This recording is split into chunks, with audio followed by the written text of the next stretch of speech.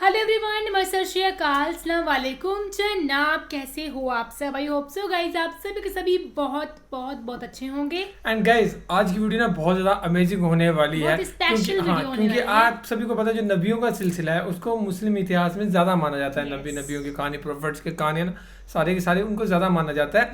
और आज की वीडियो होने वाली है हिंदू किस नबी की उम्मत है, मतलब डायरेक्टली हिंदू और मुस्लिम का जो रिलेशनशिप है वो बताया जाएगा किसी तरीके से कि जो हिंदू है वो भी किसी नबी की उम्मत है या जो भी है वो इस वीडियो के बीच में पूरा बताया जाएगा। Was prophet Noah sent to India, India? ये सही भी बात इसमें है। बताएंगे ना। हाँ, सो इस वीडियो को देखते हैं गाइज और फिर करते हैं बाकी बातें डिस्कस। एंड बाकी चैनल को सब्सक्राइब कर लो, सभी से यही रिक्वेस्ट है भाई चैनल को सब्सक्राइब कर लो। सो फिलहाल गाइज वीडियो को करते हैं प्ले। कुरान करीम की सूरह रअद में अल्लाह ताला वाज़े तौर पर फरमाते हैं कि हमने हर कौम के अंदर नबी और डर सुनाने वाला भेजा।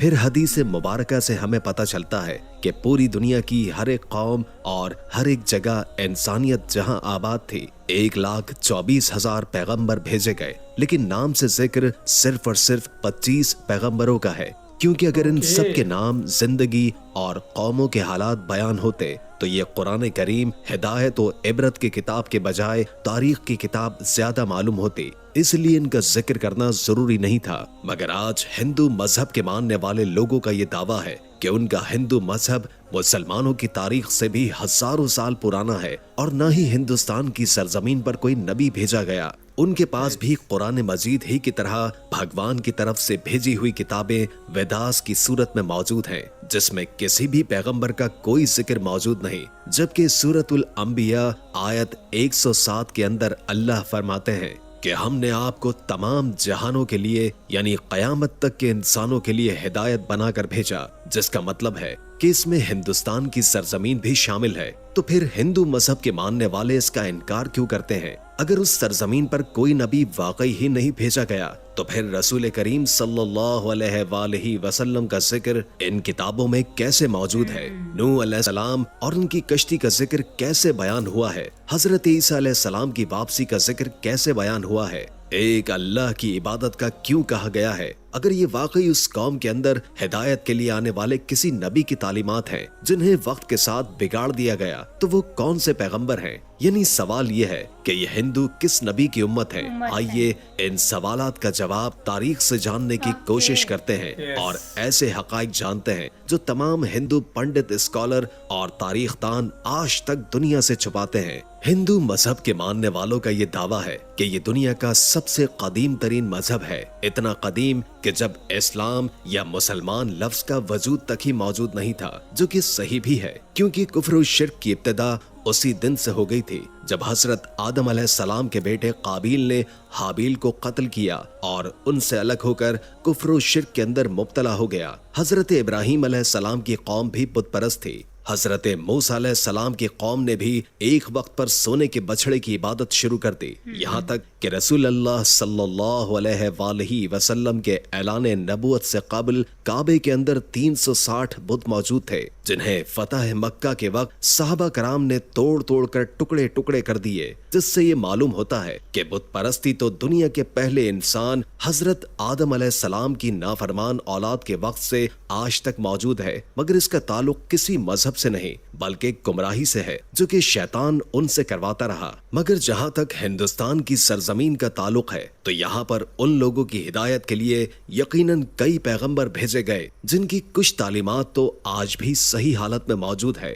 मगर ज्यादातर को बिगाड़कर उसी की वजह से बुत परस्ती और गुमराही शुरू हो चुकी है। क्योंकि उन किताबों में आज भी एक खुदा की इबादत का हुक्म दिया गया है। ये बताया गया है कि खुदा का कोई शरीक नहीं, वो एक है, उसकी कोई औलाद नहीं, मगर फिर भी उसकी कई मूर्तियां बनाकर उसके शरीक खुदा बनाकर उसकी पूजा होती है। और आज तक हिंदू मजहब के अंदर छोटे बड़े कई बिलियन बुत बनाए जा चुके हैं। हिंदू स्कॉलर्स का ये दावा है कि इस्लाम की शुरुआत आज से 1400 साल पहले हुई, मगर हिंदू मजहब इससे भी पहले दुनिया का पुराना तरीन मजहब है, इसलिए इस्लाम का हिंदुस्तान की सरजमीन से कोई ताल्लुक नहीं। मगर ये कम अक्ल इस बात को नहीं जानते कि दुनिया का पहला पैगंबर ही हिंदुस्तान की सरजमीन पर उतारा गया था, जी हाँ, हजरत आदम अलैहिस्सलाम को दुनिया में उस वक्त हिंदुस्तान की सरजमीन श्रीलंका की एक पहाड़ी पर उतारा गया था, जहां आज भी उनके कदम का निशान मौजूद है। यानी इस सरजमीन पर पहला ही कदम एक मुसलमान और पैगंबर ने रखा, जिसका मतलब इस्लाम की इब्तिदा अरब से नहीं बल्कि हिंदुस्तान से हुई, क्योंकि मुसलमान लफ्ज का मतलब है अपनी ख्वाहिशों को रब के हवाले करने वाला, उसका हुक्म मानने वाला इंसान। हैरत अंगेज तौर पर लफ्ज आदम भी संस्कृत जबान का लफ्ज है, जो कि हिंदुस्तान की सरजमीन की जुबान है, न कि अरब की जुबान, जिसका संस्कृत में मतलब है पहला, शुरुआती या ओरिजिनल। इसलिए आदमी का मतलब है आदम अलैहिस्सलाम की औलाद, जिन्हें कदीम संस्कृत की किताबों के अंदर संभुआ मन्नू कहकर पुकारा गया है। अगर हिंदू किसी तरह से उनके वजूद का इनकार करने की कोशिश करें तो ऐसा बिल्कुल नामुमकिन है, क्योंकि उनकी मुकद्दस किताब ऋग्वेद और विवेश पुराना में आदम अलैहिस्सलाम की तख्लीक, फरिश्तों का उन्हें सजदा करना, आदम अलैहिस्सलाम से हजरत हव्वा अलैहिस्सलाम की तख्लीक, शैतान का इन दोनों को बहकाकर जन्नत से निकलवाना और फिर जमीन पर उतारने का जिक्र वाज़े तौर पर मौजूद है।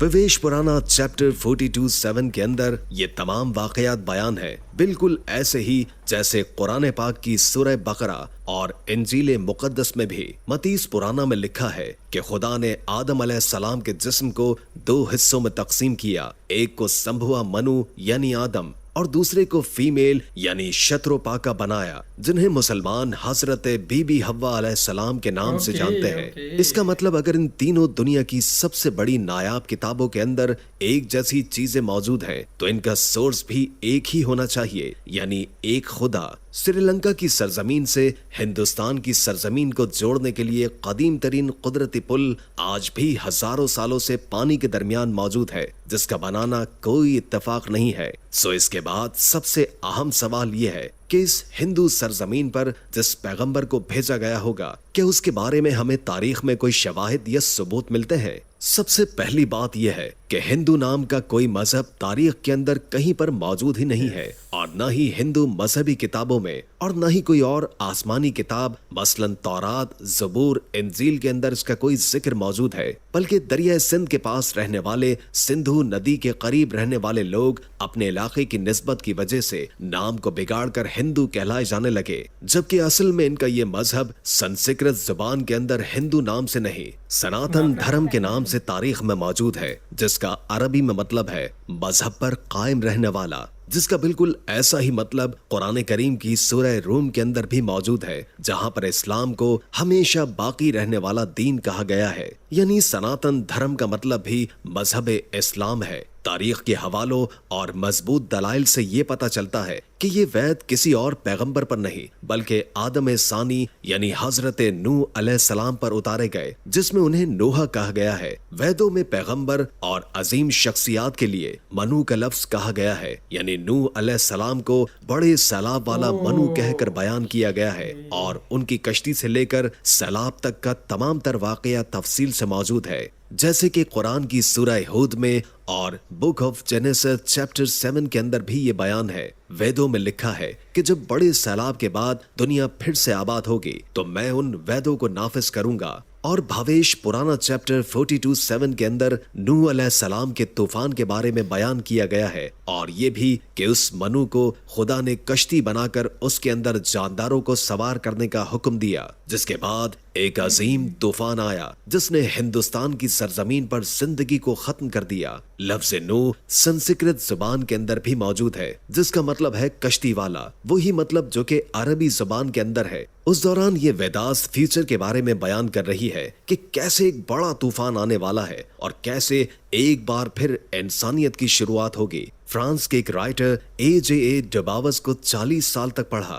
और बताया है कि तूफान नूह के बाद हिंदुस्तान की सरजमीन एक सहरा की तरह थी जिसे आबाद किया गया, और खुद वेदास भी बार बार नूह अलैहिस्सलाम को मुखातिब करके उनके वाकयात को बयान कर रही है, जिसका मतलब है कि हिंदुस्तान की सरजमीन और नूह अलैहिस्सलाम के दरमियान एक ताल्लुक मौजूद है। और तूफान नूह के बाद जिन वेदास को नाफिज करने का बयान किया गया था वो हजरत नूह अलैहिस्सलाम की तालीमात थी, जो उस तूफान के बाद हिंदू सरजमीन पर उनके एक बेटे की नस्ल से आगे फैलना शुरू हुई। उसके बाद उस कौम ने गुमराह होकर बुत परस्ती करना शुरू कर दी, क्योंकि तारीख के हवालों से हमें ये पता चलता है कि नूह अलैहिस्सलाम की कौम के जैसे देवी देवताओं की पूजा करने का तसव्वुर दुनिया में कहीं और मौजूद नहीं था। कुरान करीम में नूह अलैहिस्सलाम की कौम को साबी कहा गया है, जो कि इराक की सरजमीन को कहते हैं, जहां पर सिर्फ हजरत इब्राहिम अलैहिस्सलाम पैदा हुए, जिनकी कौम यही मुशरिक थी, जिन्होंने नूह अलैहिस्सलाम और उनके दरमियान आने वाले तमाम अंबिया की तालीमात को या तो बदल दिया था या फिर भुला दिया था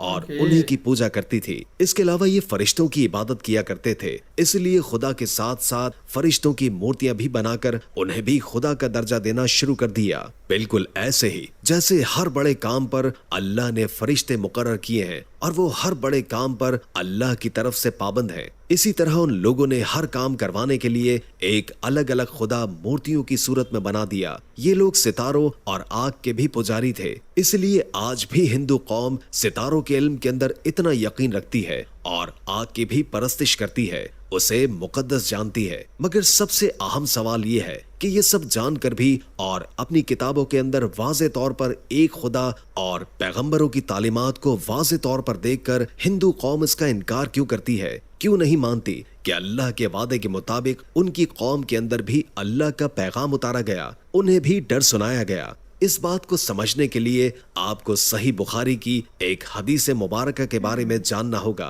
जो कि हजरत अबू सईद खुदरी रजी अल्लाह ताला अन्हु से रिवायत है कि रसूल करीम सल्लल्लाहु अलैहि वसल्लम ने फरमाया कि क़यामत के दिन हजरत नूह अलैहिस्सलाम और उनकी कौम को बुलाया जाएगा और अल्लाह ताला नूह अलैहिस्सलाम से ये सवाल करेंगे कि क्या आपने अपनी कौम तक मेरा पैगाम पहुंचा दिया था। हजरत नूह अलैहिस्सलाम फरमाएंगे कि बेशक मेरे मालिक। इसके बाद नूह अलैहिस्सलाम की कौम से पूछा जाएगा कि क्या नूह ने मेरा हुक्म तुम तक पहुंचा दिया था। ये लोग इनकार करेंगे, नहीं, हमारे पास कोई भी डर सुनाने वाला नहीं आया, हमें आपका कोई पैगाम नहीं मिला। अल्लाह ताला नूह अलैहिस्सलाम से फरमाएंगे कि आपका गवाह कौन है। वो फरमाएंगे कि हजरत मोहम्मद मुस्तफ़ा सल्लल्लाहु अलैहि वसल्लम और उनकी उम्मत। फिर तुम लोगों को पेश किया जाएगा और तुम लोग गवाही देना कि नूह अलैहिस्सलाम ने अपना पैगाम या अल्लाह का पैगाम पहुंचा दिया था। जिसके बाद नबी करीम सल्लल्लाहु अलैहि वसल्लम ने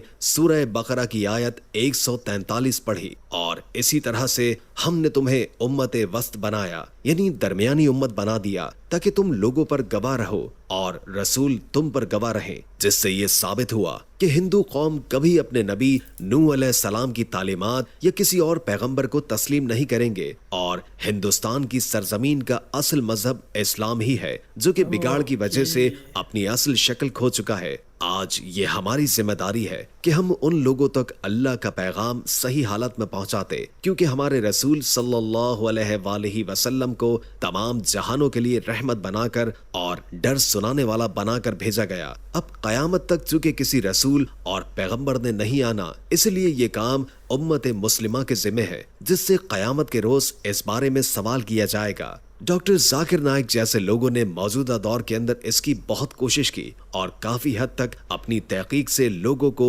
अल्लाह के इज़्न से मुसलमान किया, उन्हें लॉजिकल तौर पर हकीकत पहुंचाने में कामयाब रहे। मगर अफसोस हमारे मुल्क पाकिस्तान में फिरका वारियत से भरा दीन इस अंदाज में मौजूद है, जो कि हम पूरी दुनिया में तबलीग के तौर पर पेश करने के काबिल नहीं है, क्योंकि आज का मुसलमान तहकीक के मामले में और इल्मी मैदान में दुनिया से बहुत पीछे रह चुका है। अल्लाह ताला हमें समझने की और अमल पैरा। सो गाइस, ये थी वीडियो हिंदू किस नबी की उम्मत है। तो इन्होंने A to Z समझाया स्टार्टिंग से लेके कि मुसलमान ऐसा माना जाता है, सभी ऐसा ही मानते हैं कि फर्स्ट पर्सन जो धरती पे आए थे वो हजरत आदम अलैहिस्सलाम थे ना।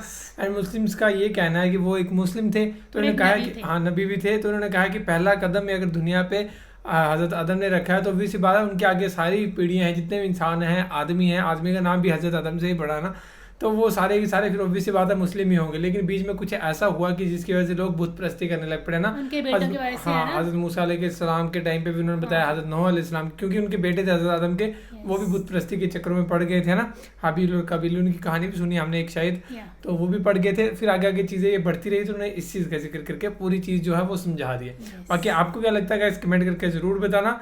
और बाकी ऐसी अमेजिंग चाहते हो कुछ फैक्ट्स वाली वीडियो तो ज़रूर कमेंट करके बताना, वो भी बनाते ही रहेंगे हम साथ साथ में, सारी की सारी वीडियोस जैसी भी रहेंगी आपकी।